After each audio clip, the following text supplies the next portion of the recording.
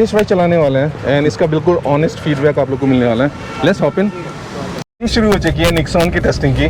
हितेश भाई चला रहे हैं और फोर्ड और इसमें थोड़ा सा आपको कंपैरिजन मिल जाएगा। ये बिल्कुल ऑनेस्ट होने वाला है, डेडली ऑनेस्ट होने वाला है। और इनका एक्सपीरियंस मैं चाहता हूँ कि कम से कम 10-15 किलोमीटर चलाएं, उसके बाद फिर अपना ओपिनियन दें कि क्या डिफरेंस है, क्या चीज़ें अच्छी हैं, क्या चीज़ें ख़राब हैं। स्विफ्ट चलाई है करीब 3 लाख।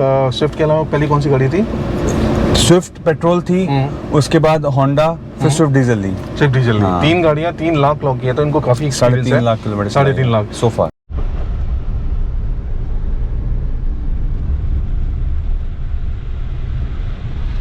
इस रोड पे, दौर वाले रोड पे 120 110 लगाई है।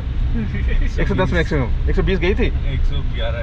115 तक उन्होंने पहुंचाई है। मैंने तो सपने भी नहीं पहुंचाई है। हाईवे पे 120 पहुंचाई है। बहुत ऑनेस्टली होने वाला है। जो चीज़ इनको अच्छी लगी है, जो चीज़ अच्छी नहीं लगी है, वो डिस्कस कर लेते हैं। हितेश भाई बताइए। और ये कंपैरिजन इको स्पोर्ट के साथ हो रहा है, याद रखिएगा।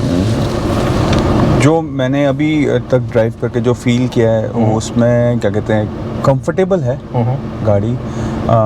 City bumper to bumper traffic में एज इसका क्लच सॉफ्ट है, तो कोई प्रॉब्लम ऐसे दर्द वर्द कुछ नहीं, आराम से जॉयफुली बंदा चला सकता है बम्पर टू बम्पर ट्रैफिक में भी। वो प्लस पॉइंट है।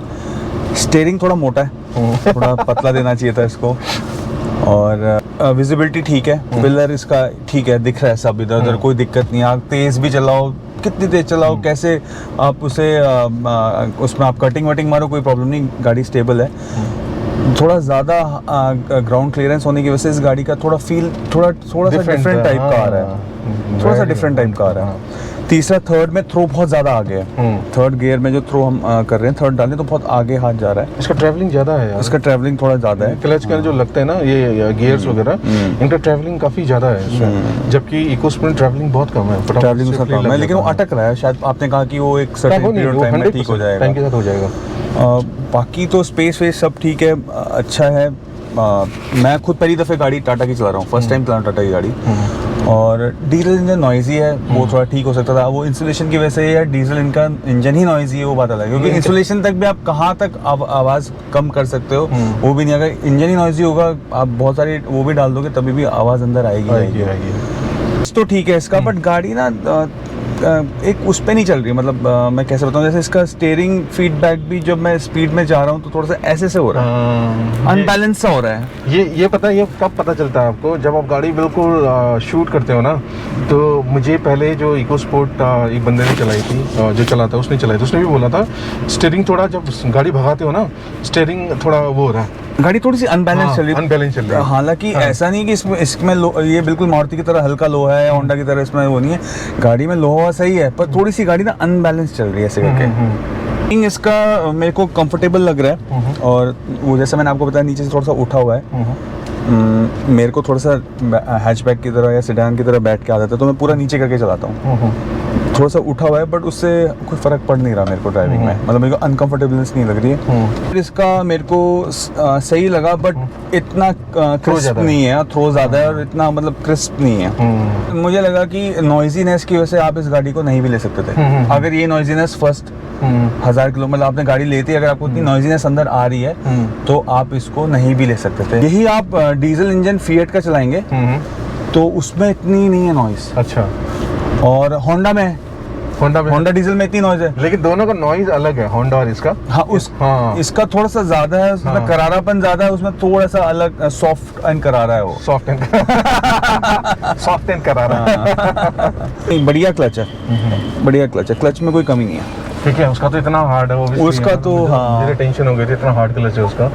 तो इनका जो फीडबैक है इन्होंने बता दिया है। स्टीयरिंग जब गाड़ी भागती है तो हल्का सा वाइब्रेशन है, थोड़ा सा प्लांटेड फील नहीं होता, मुझे लगता है दिखाता है। सर्विस स्टेशन जाके हो जाएगा। टायर मैंने चेंज कराए थे इसके, 215 लगाए थे, उसके बाद कैलिब्रेशन वगैरह जो करनी थी वो नहीं की है, तो वो हो सकता है।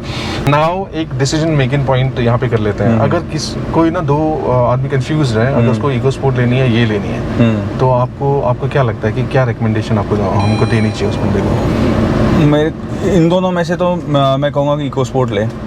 और क्या कहते हैं, इको स्पोर्ट नहीं लेना है और सिटी ड्राइव है तो वो WRV ले, चाहे आवाज़ कितनी तेज आए, वो डैम्पिंग करवा के 2-3 लाख रुपए खर्च 1-1.5 लाख खर्च करके वो हो जाएगा, सॉर्ट आउट हो जाएगा, डैम्पिंग करवा के कंपनी अच्छी जगह से।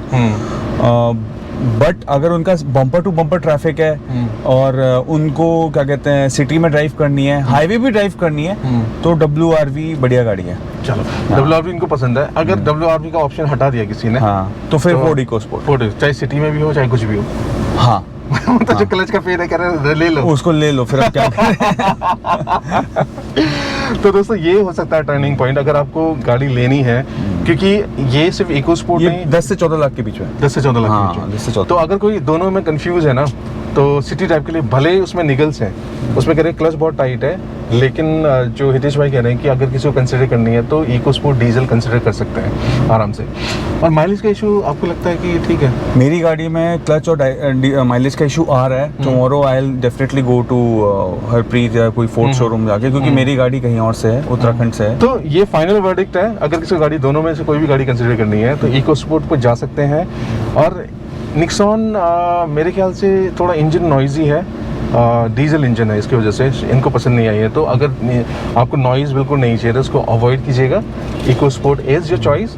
और थोड़ा रिफाइनमेंट उसमें लगता है मुझे, इससे बेटर रिफाइनमेंट है। जो गाड़ी चलाते हो ना, जब गाड़ी वो चलाते हो तो इंजन नॉइजी नहीं है, और फर्स्ट सेकंड थर्ड पे भगाते हो ना फिर भी नॉइजी नहीं है, मतलब लगती है कि प्यारी सी आवाज आ रही है, भाग रही है। लेकिन जब आप चलाते हो रॉ पावर इसमें मुझे थोड़ा ज़्यादा लगा उससे, इंजन का रॉ पावर इसमें ज़्यादा लगा, हाँ, लेकिन नॉइजी हो जाती है। तो आपको थोड़ा शांत गाड़ी चाहिए, मुझे तो अशांत गाड़ी चाहिए, मैंने ले लिया, आप कुछ नहीं कर सकते।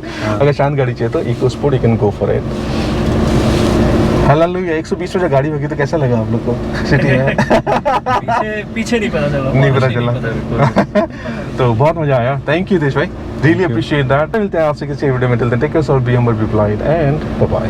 बैटरी कितना है? 28% है।